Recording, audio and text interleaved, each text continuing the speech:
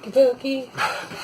You do the hokey pokey. Wait. I'm too tall. I'm too tall. Okay. I'm too tall. I gotta crouch down because I'm too tall and Kimberly's too short. So I'm the guy who's gonna get neck problems later.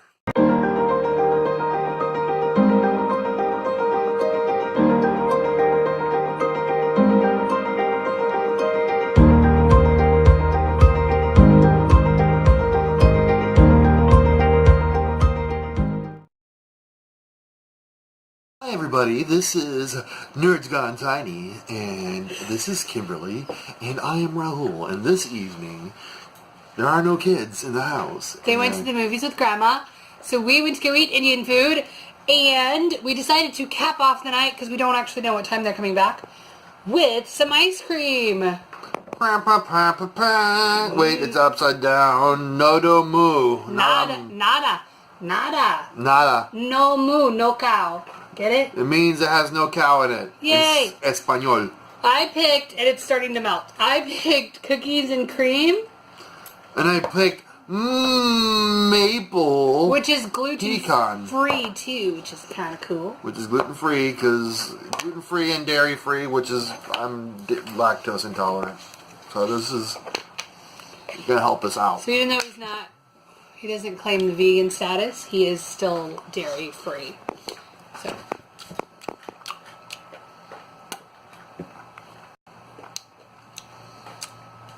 It has a yogurty aftertaste, which I don't hate.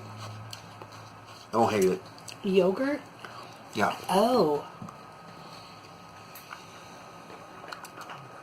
You taste that? It's got probiotics or something in it. Everybody said this was like, I don't hate it. It tastes very milk-like, in the sense that it has that Water. Culture. Coconut milk, water, agave nectar, cookies. Mm-hmm. It's probably the agave nectar that's throwing us off. Vanilla.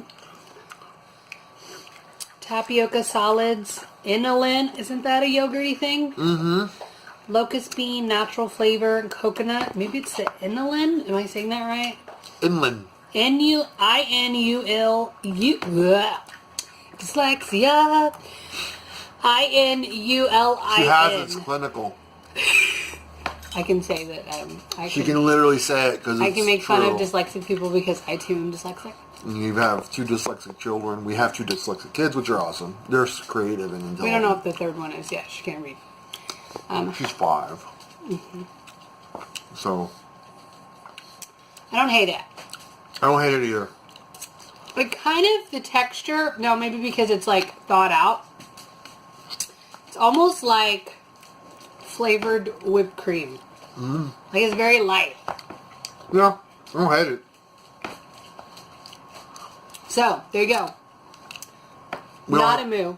Nada Moo. We don't hate it. We don't hate it. Which is usually, that's actually a really high sign for this.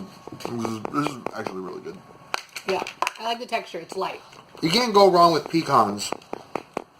So we're not sponsored by this. Pecans? No, I thought you were Yankee. No, if a Yankee says pecans. I'm saying pecans. Yankees say pecans. Mm-hmm.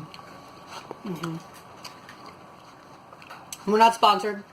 We just bought it at, where are we getting? Natural Grocers? Mm-hmm. Yeah.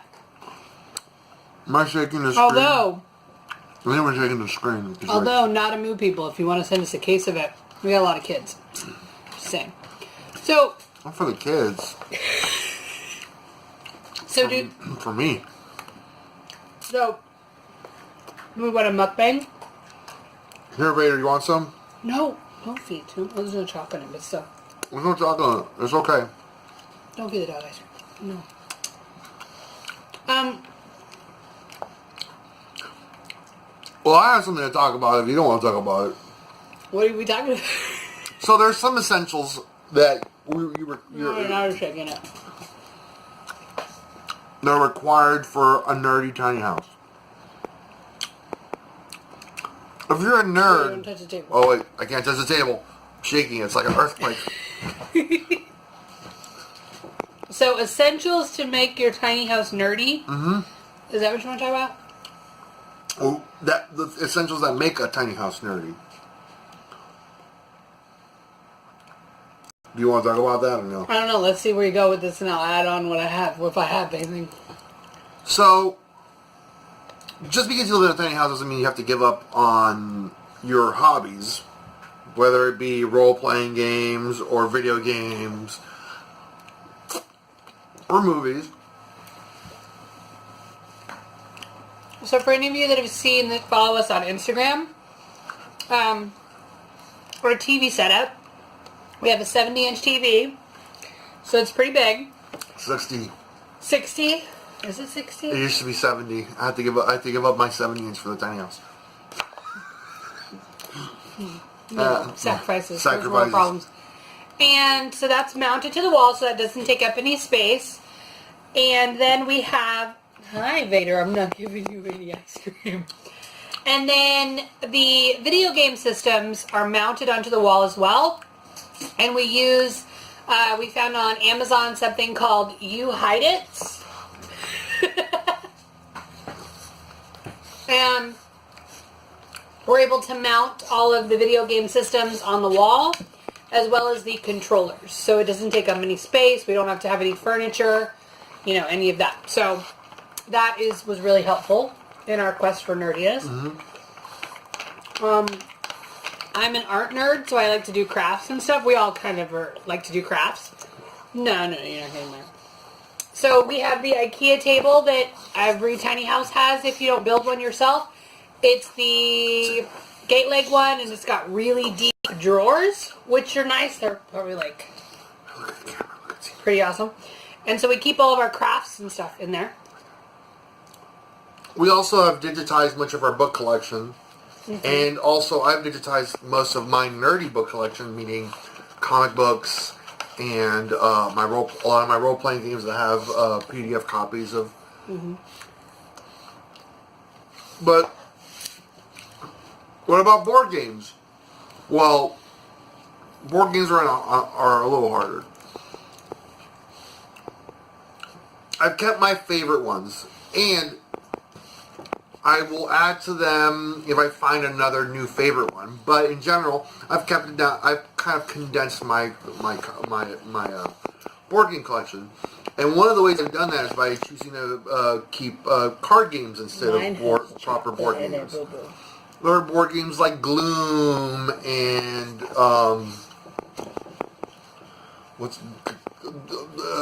Catan. Catan. Well, no, Catan's not a card game, but like.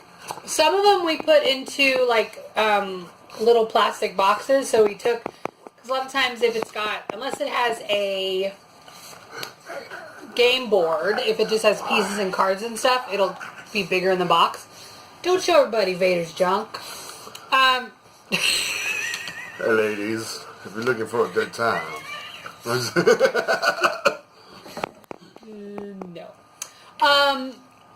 We put them in smaller boxes so they take up less room. What do you want me to say? What else? This is your mukbang. So, I mean, you have like card games like Uno and Cards Against Humanity, which was a really fun game amongst friends. And you can still have a good time in a tiny house with a couple of friends. But mind you, the things that you do purchase will require a smaller space. Speaking about video games, maybe not all your games should be hard copies. Maybe you should have some digital copies. That seemed to be one of our solutions to our, collecting video games, because I do play a lot of video games. Another thing is if I'm a movie nerd. I've digitized half of my collection. I've somehow collected the majority of my collection, my favorites, in the house. But I gave up half. I mean, you can't... So we have cable, not cable. We have internet, but not cable. So we do Netflix and Hulu and Amazon. So you can also buy movies on Amazon, and then it stays in your Amazon database. Or Vudu, which Vudu has a really good... Or you buy a DVD, you get the code, and if you have a friend that buys a lot of Blu-rays, and you buy get them to give you the code. We do that a lot. We go to the library a lot so that we can return the books. Mm-hmm. The kids have Kindles with Kindle Unlimited subscriptions, and they can share across their Kindle, but then they can like basically check out books. They were gifted that for Christmas, so that doesn't take up any room, but then they're able to have books at their disposal all the time. What else? I have an Audible account. Audible accounts are awesome. Mm-hmm. If you like your fantasy, high fantasy, sci-fi books and or audiobooks, and you really don't have a space in your house. The only problem is that we're cheap and we share an Audible account, which means I never, ever get to download any books. It's always... This one steals it. They send out the email that's like, your next credit is available. And then it's a rush to see who gets to pick it out first. So, I usually win because I wait for it. Like, as soon as 12 o'clock hits, I'm like, did I get it? Another benefit to having an Audible account is that for $34.99, you get 3 additional credits, which is actually, that's about the price of one book. So, even it's Audible's awesome. It's probably one of my favorite digital services. This is really growing on me. I really I know. Look. By the way, look at me in comparison to her. She's a little dainty lady, and my cup is almost empty. And you've been talking more. And I've been talking more, so I'm a fatty. In all honest, like as a person, we're not sponsored by Amazon in any way or form, or by Audible. If Audible sees this, I don't ask for money. Just give me more Audible books, and or money. I would like money too, but Audible gives an amazing service. It's probably one of the best subscription services on the internet right now.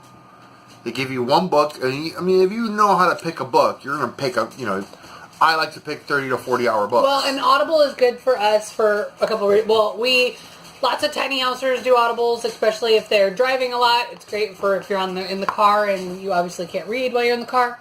So that's really great.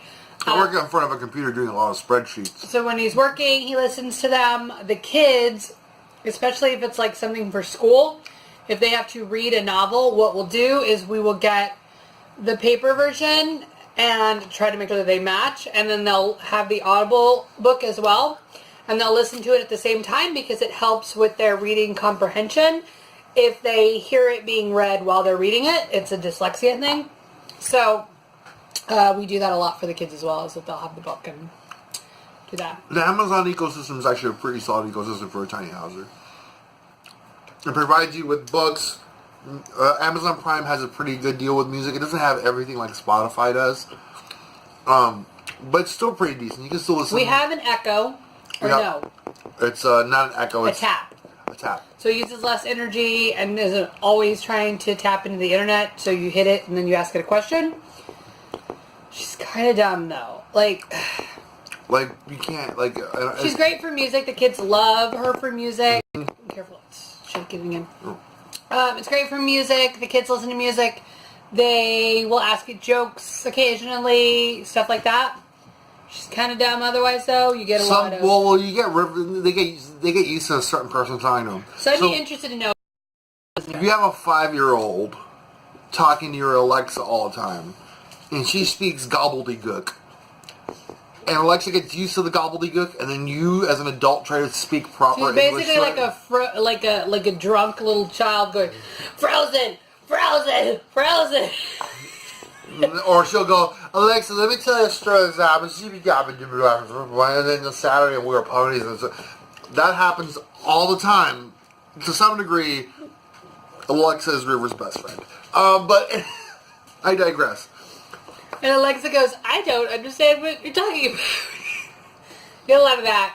Google Home might be better. We've also had Alexa since we got the tiny house. So they have a new model of the Alexa. We've had her for almost 2 years now. So it could be that she just needs to be upgraded, and then maybe she'll work better. But you get a lot of, I don't know the answer. Please I'm also ask again. I'm getting the new Amazon Fire because I ordered the Amazon Fire 10 because I need a new tablet. And then again, really cheap tablet for what it does. It's actually a really capable tablet. It's probably comparable, maybe a little lower to like an earlier iPad 8 or whatever, or iPad 7. I should do an unboxing. The Amazon Fire comes with the new version of Alexa. It does. The only problem I have with the iPad Fire and the Amazon Fire is the fact that it locks you into the Amazon ecosystem. It's not a Google enabled device. You have to like buy everything from the the Amazon Amazon store. But I'm going to do an unboxing, and we'll do a video review for you guys, too. Because that's also a tiny house tool. Because it not only is an e-reader, it's a PDF reader. It's an all-around tablet. But I will also be, like, detailing the functionality of it as a media device that you can have in a tiny house. Did you know that this is 4 servings? You know what? I don't care if it's 4 servings. I'm about the size of 4 people. I don't like cookies and cream. You can have your... That's crazy. No. 4 servings for some dainty little lady vegans. I'm eating about, what? About a third? Mm-hmm. Yeah, I'll probably call it a day. By the way, vegan friends, I'm not a vegan. She's a vegan. I'm a weekenditarian. And we're still together. We can make it work. It's not even a weekend anymore. It's Sunday. He gets Taco Friday. Good taco, like proper Mexican tacos. There is a place in Oregon. It's hard to find because it's only a little taco truck in Boring. No, they have a couple. They have a couple. They have one in Sandy too. Oh, that's people do? Yeah, they have 2. So, but we know them. They're cool. They don't have any lard in their beans. So I can get a burrito there. So I get a bean and rice burrito. And so there's Taco Friday. So he gets his tacos. And then we usually go out to dinner once every weekend. But you don't always get meat at that trip. Because we've been going to vegan joints a lot. Yep. So I'm usually non-vegan for one day. One meal. One meal. And I think you're turning to the dark side. No. Sorry, vegans. The flavor. It's the flavor. No. But I support think of you all guys. the animals that have not died. Usually... We just reached our 5 month. I think it's been 5 months since me and the kids have been vegan. And I've been a weekenditarian. Mm-hmm. Down in the comments, give me some credit for being a weekenditarian. We still love you. Please, say, hey, good job not eating all the animals. Mm-hmm. Only one small serving of animal per week. Mm-hmm. I also like being a vegan in a tiny house because we have a smaller refrigerator. Now, granted, there are people that definitely have smaller fridges than we do. We have the apartment size one. But finding room to keep your raw meat away from everything else was kind of hard to do. So I like not having to worry about that. I like not having to worry about cross-contamination. Most everything's already cooked. Oh, Vader. Vader wants to be part of everything all the time. I like turtles. Hi. My favorite flavor is Blurple. We've also realized that Vader was a tiny house dog. He hasn't known anything else. We got him when he was a couple months old. And so he's lived in this tiny house his entire life. And he is constantly, it's like attachment dog parenting. He has to be touching you at all times. If I go and sit up on the stairs, he is going to go and sit up on the stair next to me. And lean on you. And lean. Or if you're in the bed, he's going to go lay on you. Or if somebody's sitting on the couch, he's going to be sitting in their lap. He has to be touching someone at all times. And he kind of takes shaking it personally if you tell him to go away. He will shit in your boots. It's happened before. But he doesn't know any different. Like, tiny house life is all he knows. He is a tiny house dog. No, that's a video of you. He's not the smartest tool in the shed either. We love him very much, but he is... He's not the smartest. Like, if you ask him to do something, you will see the little hamster wheels just, like, creak and break because they're rusty. We love you. We love you, buddy. We love you. That's all he knows is love. He's 1,000% love all the time. See, that's just no. It's not an enemy. Look! Mommy's in there too. Look. What? Look. Do you see it? It's a doppelganger. We gotta kill her. She's gonna eat your soul, Mama. Did you see a bug or something? I see ghosts all the time. No, he sees the other reflection. Oh, he sees it. It's reflecting in the... He thinks he's surrounded. Vader. Oh, Vader, butt. Oh. It's okay. All right, say bye to everybody. Bye. Rah, rah. Rah, rah. He's in a hat. I'm going to give him some anxiety medicine.